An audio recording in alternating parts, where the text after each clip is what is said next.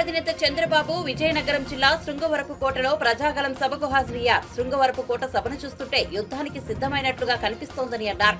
తాను అనేక తుఫానులు చూశానని, హుద్హుద్ తుఫాను చూశానని, దానిని మించిన పెను తుఫాను మే 13న ఏపీ రాజకీయాల్లో రాబోతుందని స్పష్టం చేశారు. ఈ దెబ్బకు వైసీపీ బంగాళాఖాతంలో కలిసిపోవడం ఖాయమని పేర్కొన్నారు. రాష్ట్రంలో ఎవరు స్వేచ్ఛగా బతికే పరిస్థితి లేదని, ఆడబిడ్డలకు రక్షణ లేకుండా పోయిందని ఆవేదన వ్యక్తం చేశారు. ప్రజాభిష్టానికి వ్యతిరేకంగా నువ్వు పెట్టావు, ఇక్కడికి వచ్చి కథలాడుతున్నావు. అందుకే నేను చెప్తున్నా, నేను వచ్చిన వెంటనే శృంగవరపుకోటని విశాఖపట్నం జిల్లాకి చేరుస్తాను. అది జరుగుతుంది, చేయిస్తా. ఎందుకంటే విశాఖపట్నం అభివృద్ధి చెందే నగరం. మీరు కూడా నగరంలో ఉంటే ఒక బ్యాక్వర్డ్ కాన్స్టిట్యున్సీ ఇది. దీన్ని విశాఖపట్నంతో సమానంగా అభివృద్ధి చేసే బాధ్యత మాదని మీ అందరికీ హామీ ఇస్తున్నా. ఒకప్పుడు హైదరాబాద్ ఉండేది, రంగారెడ్డి జిల్లా ఉండేది. హైదరాబాద్ చుట్టూరు రంగారెడ్డి జిల్లా. నేను అభివృద్ధి చేశాను. హైదరాబాద్ కాకుండా హైదరాబాద్ అంతా అభివృద్ధి అయిపోయింది కాబట్టి చుట్టుపక్కలంతా అభివృద్ధి అయ్యింది. హైదరాబాద్ కంటే మిన్నగా రంగారెడ్డి జిల్లా అభివృద్ధి అయ్యింది. రేపు విశాఖపట్నాన్ని తలదన్నే విధంగా శృంగవరపుకోట అభివృద్ధి అవుతుంది తమ్ముళ్ళు. అది నా ఆలోచన. దానికి కారణం ఇక్కడ నీళ్లున్నాయి, ఇక్కడ మనుషులున్న నీళ్లు లేవు. భూమి ఉంది, నీళ్లు నేను తెస్తా, నీళ్లు నేను ఇస్తా. నీళ్లు వచ్చి భూమి ఉపయోగించుకుని ఇక్కడ పెట్టుబడులు వస్తే, ఇండస్ట్రీస్ వస్తే, ఇక్కడ ఒక రోడ్డు ఉంది. నేరుగా విశాఖపట్నం నుంచి అరకుకి నేషనల్ హైవే నేనే శాంక్షన్ చేయించా.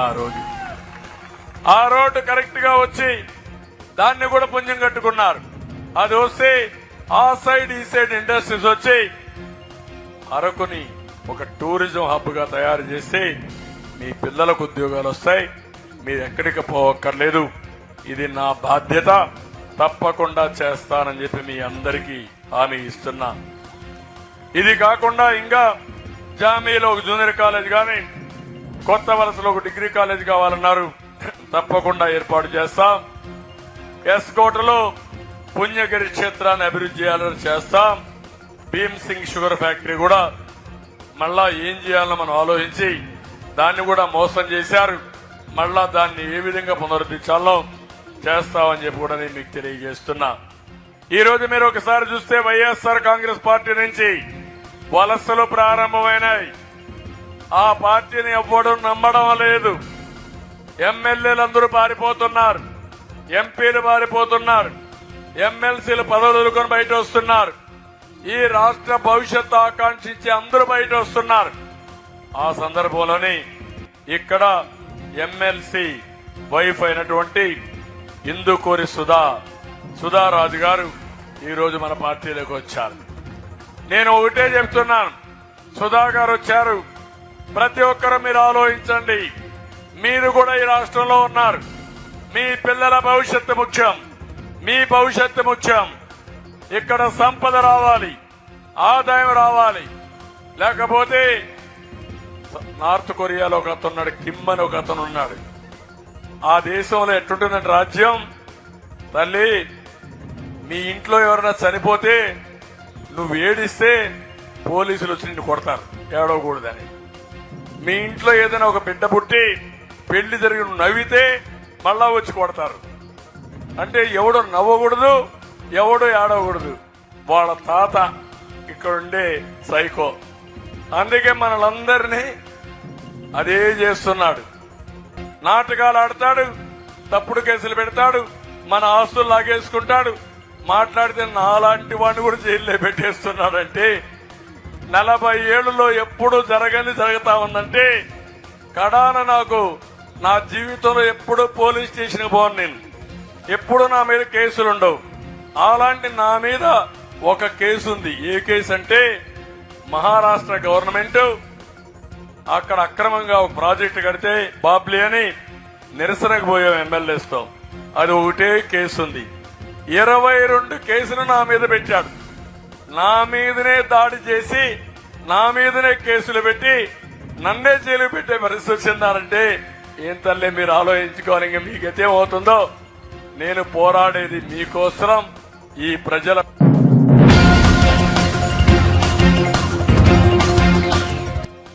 సెప్టెంబర్ 17 లోపు చక్కెర పరిశ్రమను పునరుద్ధరిస్తామని సీఎం రేవంత్ రెడ్డి అన్నారు. నిజామాబాద్ లో కాంగ్రెస్ పార్టీ నిర్వహించిన జనజాతర సభలో ఆయన పాల్గొని ప్రసంగించారు. పసుపు బోర్డు ఏర్పాట్లపై మోదీ ఇచ్చిన ప్రకటనలో ఎక్కడా నిజామాబాద్ పేరు లేదన్నారు. నిజామాబాద్ లోనే బోర్డులు ఏర్పాటుని స్పష్టంగా చెప్పకుండా నోట్ విడుదల చేశారని విమర్శించారు. ఎన్నికలు అయ్యాక బోర్డును ఎక్కడ ఏర్పాటు చేస్తారో తెలియదన్నారు. డాక్టర్ బాబాసాహెబ్ అంబేద్కర్ రచించిన రాజ్యాంగం, ఆ రాజ్యాంగం మీద ప్రమాణం చేసిన ప్రధానమంత్రి రెండు మతాల మధ్యలో చిచ్చు పెట్టే విధంగా మాట్లాడుతున్నాడంటే ఓటమి నరేంద్ర మోడీని వేటాడుతుంది.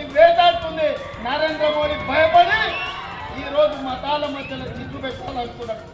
అందుకే ఈ వేదిక మీద నుంచి इस मंच में नरेंद्र मोदी जी से साफ एक बात मैं कहना चाहता हूँ, जब कांग्रेस पार्टी सत्ता में था, हम हिस्सा दिए बराबर, दलित को दिए, आदिवासी को दिए, ओबीसी को दिए, किसी का जायदाद छीन लेगा और किसी को नहीं दिए।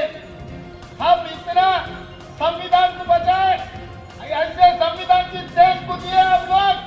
अगर भाई का जायदाद दूसरे भाई को देना है तो भी कानून के हिसाब से देना पड़ता, मगर किसी का जायदाद खींच लेगा और किसी को देने का कानून अपना देश में नहीं है।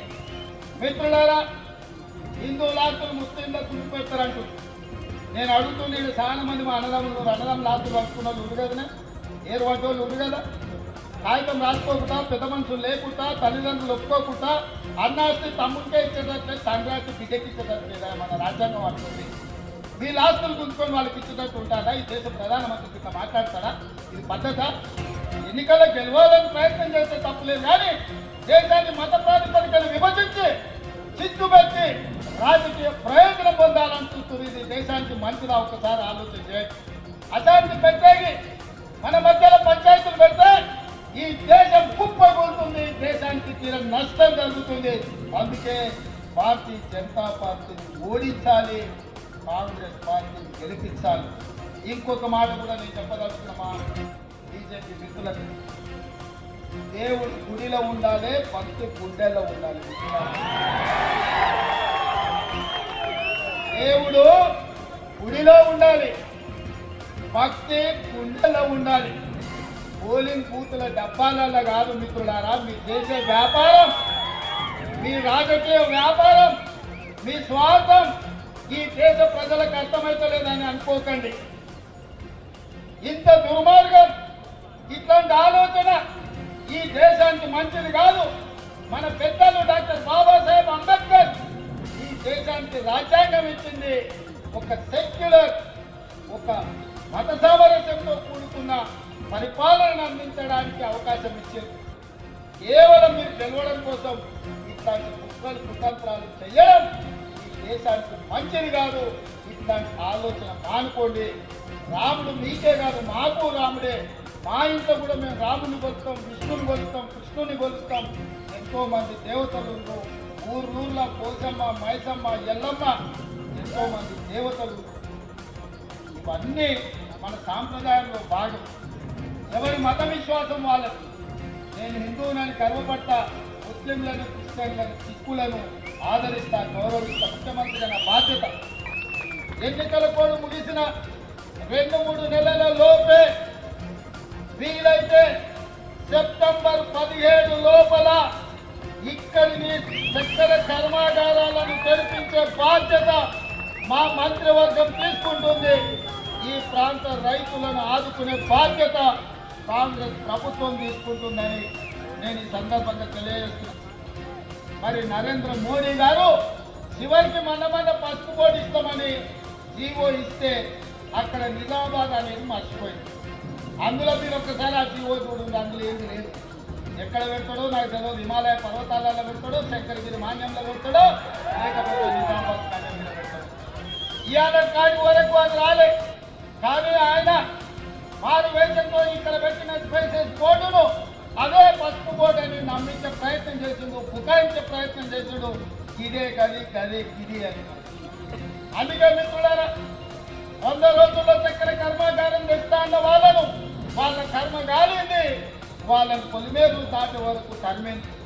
మరి నేను ఇలా అడుగుతున్నా, 100 రోజుల వాళ్ళకి గత శిక్ష ఇస్తే 5 రోజుల్లో పోటీ వేస్తా అన్న పోడకుండోళ్ళని ఏం చెప్తారో మీరు ఒకసారి ఆలోచించండి. ఖచ్చితంగా రాబోయే ఎన్నికల్లో ఇండియా కూటమి కేంద్రంలో ప్రభుత్వం ఏర్పాటు చేస్తుంది. పెద్దలు జీవన్ రెడ్డి గారిని మేము కేంద్ర వ్యవసాయ మంత్రిగా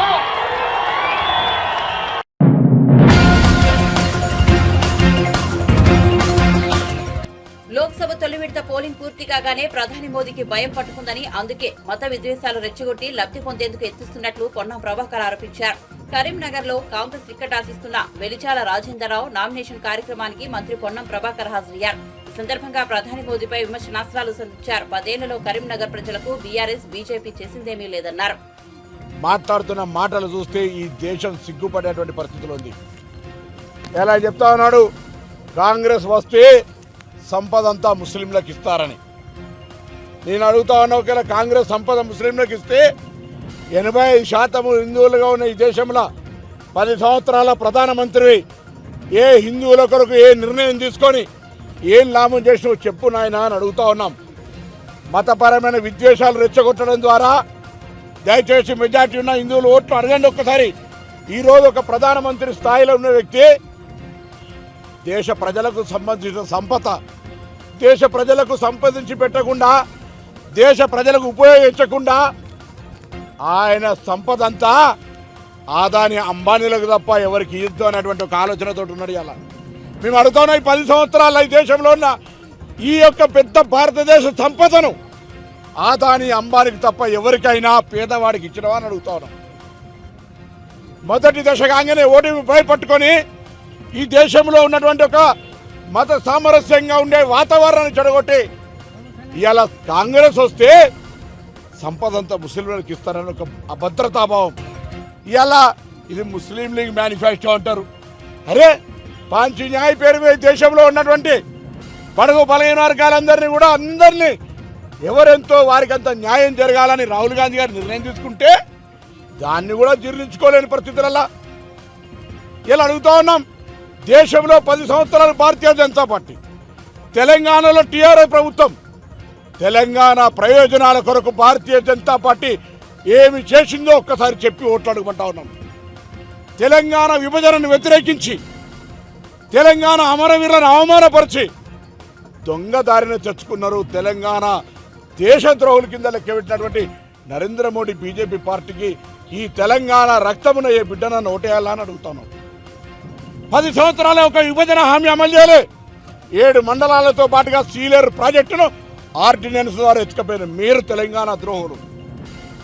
ఇలా అడుగుతా ఉన్నాం. ఇలా వారికి ప్రాతినిధ్యం వహిస్తున్నటువంటి స్థానిక పార్లమెంటు సభ్యుడు అసలు నిన్న అధ్యక్ష పదవి అవినీతి ఆరోపణతో తీసేసిరా లేదో ఒక్కసారి చెప్పమని అడుగుతాను. ఈ 5 సంవత్సరాల కాలం లోపల కరీంనగర్ పార్లమెంట్ నియోజకవర్గంకు ఒక్క పని ప్రజలకు ఉపయోగపడేటువంటిది బాత్రూములు కట్టినమా, అక్షింతలు వంచినమా, ఈజీఎస్ కార్యక్రమం తెచ్చినమా కాదు. ప్రజలకు చిరస్థాయిగా ఉండే ఒక విద్యా సంస్థ, ఒక వైద్య సంస్థ, ఉపాధి కలిగే ఒక పరిశ్రమ తీసుకురాగలను అని అడుగుతా ఉన్నాం. అవేం లేకుండా ఎక్కడికి వెళ్ళినా రాముని పేరు మీద ఫోటోలు పెట్టి రామునికి సంబంధించిన ఓట్లు అడుగుతూ మళ్ళా ఉల్టా కోత్వాల్ చోరు అన్నట్టుగా మేము రాముని ఎక్కడ అడుగుతూనే ఉంటాం. మేము విద్యార్థుల దశ లోపల ఉన్నా అన్నట్టు గుజ్జుల రామకృష్ణ గారు ఇక్కడ, సుగుణాకర్ రావు గారు ఇక్కడ, విద్యాసాగర్ రావు గారు ఇక్కడ, మురళీధర్ రావు గారు ఇక్కడ, మెరుగు హనుమంత్ ఇక్కడ, ప్రతాప రామకృష్ణ ఇక్కడ, వచ్చిన వాళ్ళు ఎవరో కొంతమంది నీ పక్కన మురిగి బయట జిల్లాలలో తీసుకొచ్చి ఏదో మాట్లాడిపిస్తా ఉన్నావు. అసలు ఈ జిల్లాకు నేను అడుగుతాను, అంత పెద్ద భక్తుడు అనుకుంటున్నావు కదా. నేను వారానికి 2 రోజులు తిరుపతి రైలు తెచ్చిన, నాకు చేతనై ఎందుకు దాన్ని రోజు చేయలేకపోయాను. నేను సిరిసిల్లకు కరీంనగర్ కేంద్ర విద్యాలయం తెచ్చిన, హుజరాబాద్ జమ్మికుంటకు ఎందుకు తేలేకపోయాను. నీ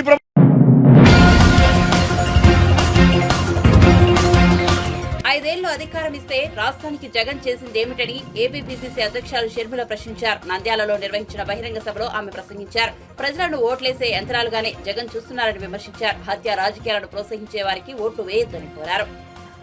ఎవరు డబ్బులు ఇచ్చినా తీసుకోండి, మీ డబ్బులే కదా. ల్యాండ్ మాఫియాలు, శాండ్ మాఫియాలు, వైన్ మాఫియాలు, మైన్ మాఫియాలు ఎన్ని చేయటం లేదు. మీ డబ్బులే తీసుకోండి, తప్పులేదు. కానీ ఓటు వేసేటప్పుడు మాత్రం ఒక్కసారి మీ మనస్సాక్షి మాట వినండి. ఎవరు మీ ఎమ్మెల్యే? శిల్పా వాళ్ళు.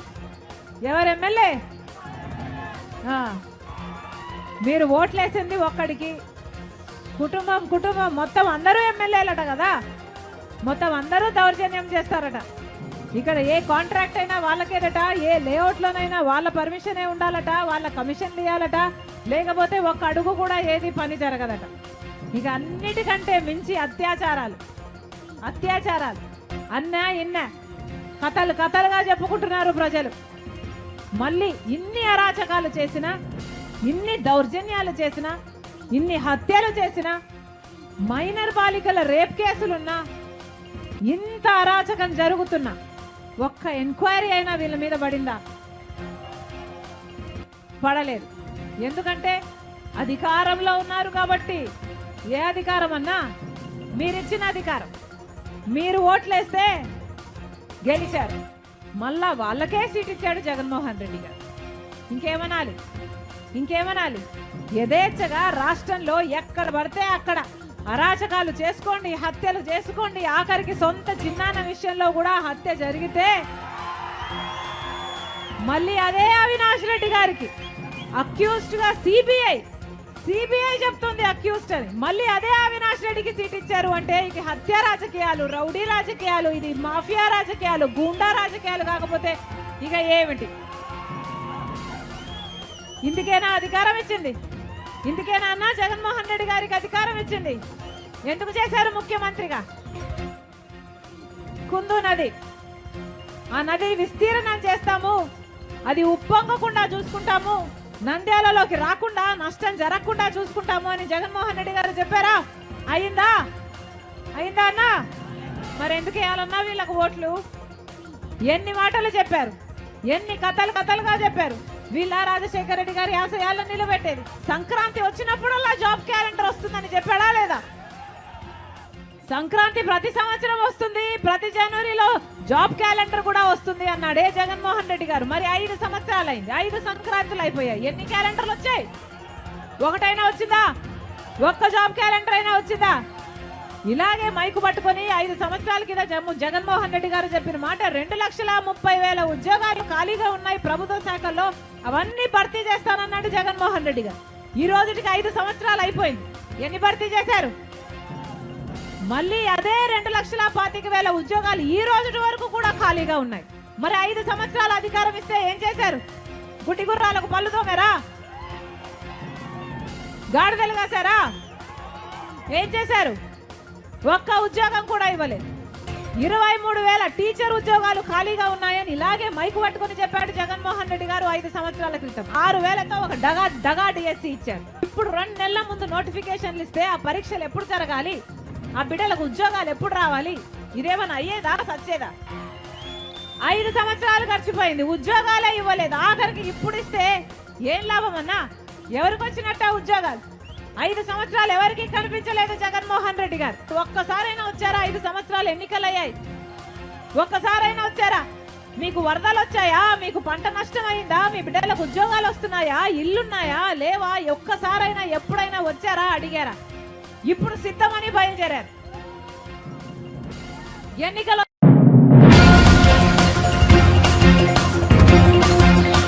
వైసీపీ నేతలు, AP film development corporation chairman Posani Krishnamurali, జనసేనాని పవన్ కళ్యాణ్ మెగాస్టార్ చిరంజీవిపై ధ్వజమెత్తారు. జగన్ ప్రజల కోసం పార్టీ స్థాపించారని, కానీ మెగా కుటుంబం పైసల కోసం పార్టీ పెట్టిందని విమర్శించారు.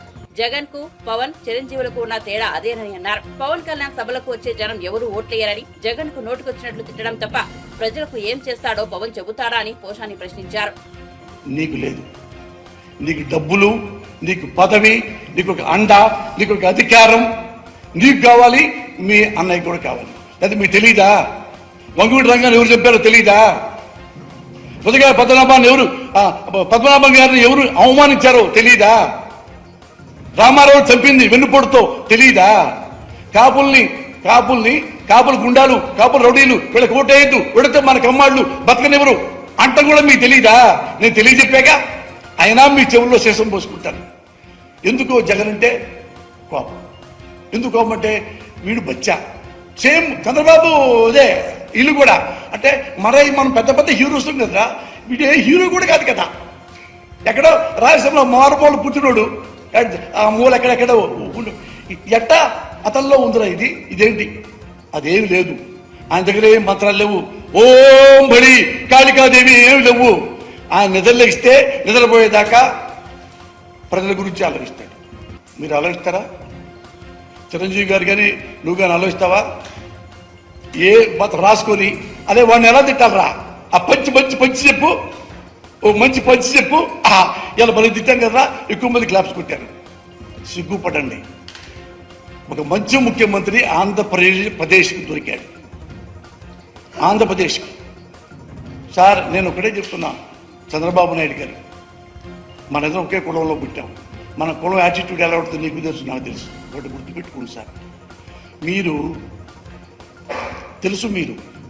పదవి లేకపోతే ఉండలేని తెలుసు. కానీ దయచేసి మీకు రిక్వెస్ట్ చేస్తున్నా, దయచేసి జగన్మోహన్ రెడ్డి గారిని చంపకండి. నా రిక్వెస్ట్ అది. మీరు ఏమన్నా చేయండి, మళ్ళీ ఒక 10,000 కోట్లు పెట్టి మేనేజ్ చేసి జైల్లోనే పెట్టండి, వాళ్ళ ఇంట్లోనే పెట్టండి. ఇటు రావద్దు. పులివెందులు చుట్టూతా పెద్ద ఇరప కలిచేయండి, కానీ ఇతను చంపొద్దు. నువ్వు చంపుతావు. నాకు ఇప్పటికీ 6 తెలుసు. చంద్రబాబు నాయుడు గారు, నీకు మనిషిని చంపటం అంటే గడ్డి పూచ. ఎందుకు ఈ చంపుతాడు నాకు చెప్పంటావా? ఆల్రెడీ మీకు తెలిసే ఉంటుంది, రామ్ గోపాల్ వర్మ ఆర్జీవి అతన్ని మర్డర్ చేయడానికి ప్లాన్ చేసి ఆపుకున్నారు. దైవ సాక్షిగా నేను చెప్తున్నా. ఈ భయంలో ఈ బాధలో నేను చెప్పేశా. ఇక చెప్పకూడదు అనుకున్నాను, పేర్లు కూడా చెప్తా. ఎందుకంటే చంద్రబాబు నాయుడు గారు నీ పేరేం చెప్పను, మీరున్నారు, మీ పేరు చెప్పను. రామ్ గోపాల్ వర్మ గారు కూడా నేను చెప్పలే ఇంతవరకు. 2 days కింద నేను ఎంత ఐ క్రైడ్ లైక్ ఎనీథింగ్. అరే, ఒక పార్టీలో, ఒక వైసీపీలో ఒక మంచి ముఖ్యమంత్రి దగ్గర పనిచేస్తే చంపేస్తారా? గట్టిగా 2 మాటలు మాట్లాడితే చంపేస్తారా? ఒక కోపం, ఒక తిట్టు, ఒక బూతు సమాజానికి ప్రమాదం కాదు చంద్రబాబు నాయుడు.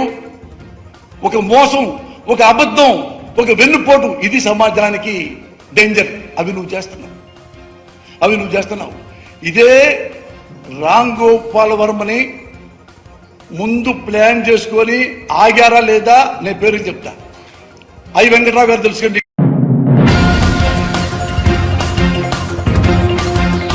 ఉద్యోగాలు, ఉపాధి కోసం ఇంకెన్నాళ్ళు పక్క రాష్ట్రాలకు వెళ్లి బతుకుతాం? మన రాష్ట్రంలోని పరిశ్రమలు ఏర్పాటు చేసి మన బిడ్డలకు స్థానికంగానే పెద్ద ఎత్తున ఉద్యోగాలు, ఉపాధి కల్పిస్తామంటూ నారా లోకేష్ యువతకు భరోసానిచ్చే ప్రయత్నం చేశారు. నారా లోకేష్ దుగ్గిరాల మండలం మంచిగలపూడిలోని కాంటినెంటల్ కాఫీ పరిశ్రమ ప్రతినిధులతో మర్యాదపూర్వకంగా భేటీ అయ్యారు. అనంతరం అక్కడి కార్మికులను ఉద్దేశించి మాట్లాడుతూ పరిశ్రమల ఏర్పాటు విషయంలో మెరుగైన పాలసీ తీసుకొస్తామని చెప్పారు. అనంతపూర్ తీసుకుంటే ఆటోమోటివ్ మ్యానుఫ్యాక్చరింగ్, హార్టికల్చర్ అవుతుంది. కర్నూలు తీసుకుంటే రెన్యూబుల్ ఎనర్జీ, సిమెంట్ ఫ్యాక్టరీలు. అదేవిధంగా కడపకు వస్తే పెద్ద ఎత్తున స్పోర్ట్స్ ప్రోత్సహించారు. చిత్తూరు జిల్లాకు వస్తే ఎలక్ట్రానిక్స్ మ్యానుఫ్యాక్చరింగ్, అంటే టీవీలు తయారు చేస్తాం, సెల్ ఫోన్ తయారు చేసే పరిశ్రమలు తీసుకొచ్చారు. అలా ఒక్కొక్క జిల్లాకి ఒక్కొక్క ప్రాధాన్యత ఇచ్చారు. బాబు గారు బలంగా నమ్మేది ఏంటంటే ఎకో సిస్టమ్ క్రియేట్ చేయాలి. సో కేవలం ఒక కియా ఫ్యాక్టరీ తీసుకొస్తే సరిపోదు, కియాతో పాటు అనుబంధ సంస్థలను తీసుకురాలి. ఒక కియానే కాదు, రేపు టెస్లా ఇట్లా అనేక కంపెనీలు ఎందుకు అనంతపూర్ తీసుకురాకూడదు అనేది ఆ లక్ష్యంతో పనిచేసింది. సేమ్ థింగ్ సెల్ ఫోన్ తయారు చేసే పరిశ్రమతో అట్లా ఒక్కొక్క జిల్లాకి ప్రాధాన్యత ఇచ్చి both white collar and blue collar, అంటే అటు పక్కన ఐటీ, ఫైనాన్షియల్ సర్వీసెస్ తో పాటు మ్యానుఫ్యాక్చరింగ్ పెద్ద ఎత్తున ప్రోత్సహించాలనేది మా లక్ష్యం. అది తప్పనిసరిగా చేపడతాం. మూడోది మౌలిక సదుపాయాల గురించి మీరు మాట్లాడారు. డ్రైనేజ్ గురించి నీటి గురించి ఇప్పటికీ చాలా స్పష్టమైన హామీ ఇచ్చాను, దానికి కట్టుబడి ఉన్నా. కరెంటు పోల్స్ గురించి మీరు చెప్పారన్నా మొదటిసారి నేను తెలుసుకున్నా, అది రాసుకున్నా. మన ప్రభుత్వ అధికారంలోకి వచ్చిన మొదటి 6 నెలల్లో అది నేను పూర్తి చేసే బాధ్యత నేను తీసుకుంటా. Thank you. Good morning sir. నా పేరు సిద్ధార్థ్ అండి. నా ఓట్ ఇక్కడ లేదు, కానీ ఐఎమ్ ఫ్రమ్ రాజమండ్రి. 2017లో సార్ స్కిల్ డెవలప్మెంట్ కార్పొరేషన్ నుంచి యూనివర్సిటీ ఇన్నోవేషన్ ఫెలోస్ అని ఒక ప్రోగ్రామ్ జరిగిందండి. I'm one of the candidate. I met Babu sir in 2017 only. I just want to say thank you. Just because of that, I'm here. I'm an IT employee. I'm working for PayPal. 6 years అయింది ఇప్పటికి. నేను మా father government employee అండి. నేను just thank you చెప్పడానికి వచ్చాను sir. Thank you so much. Government corporation కేసులో మా రాజమండ్రిలోనే బాబు గారిని పెట్టడం చాలా బాధేసింది సార్, చాలా బాధేసింది. కానీ అదే టైంలో పవన్ కళ్యాణ్ సార్ వచ్చి ఆ అలయన్స్ క్రియేట్, ఇంకా చాలు సార్, అయిపోయింది, ఇంకెవ్వరు గెలిచేది లేదు. అగైన్ అలయన్స్ విన్ అవుద్ది. అగైన్ మన ఏపీకి మంచి రోజులు రాబోతున్నాయి. భారతదేశం కొత్తగా అసలు ఈ స్కిల్ డెవలప్ మోడల్ ఏదైతే ఆంధ్ర రాష్ట్రంలో అమలైందో మొదటిగా అమలు చేసిన రాష్ట్రం గుజరాత్. ఆనాటి ముఖ్యమంత్రి, ఈనాటి ప్రధానమంత్రి గారు నరేంద్ర మోడీ గారు గుజరాత్ లో అమలు చేశారు. అదే మోడల్ ఆంధ్ర రాష్ట్రానికి చంద్రబాబు నాయుడు గారు తీసుకొచ్చారు. ఆంధ్ర రాష్ట్రం తర్వాత కర్ణాటక అమలు చేసింది, తమిళనాడు అమలు చేసింది, జార్ఖండ్ కూడా అమలు చేసింది. దాదాపు 2 లక్షల నంబర్ గుర్తుంది, 2 లక్షల పైచులకు మంది స్కిల్ డెవలప్మెంట్ ఈ మోడల్ ద్వారా నైపుణ్యం పొందారు. దాదాపు 1,30,000 మంది ఫ్రమ్ రైట్ ఉద్యోగాలు వచ్చింది. అమ్మా మొత్తం ప్రాజెక్ట్ కాస్ట్ నాకున్న అవగాహన మేరకు 300 కోట్ల రూపాయలు. 300 కోట్ల రూపాయలు రాష్ట్ర ప్రభుత్వం పెట్టుబడి పెట్టింది. కానీ ఈ ప్రభుత్వం అది 3,000 కోట్ల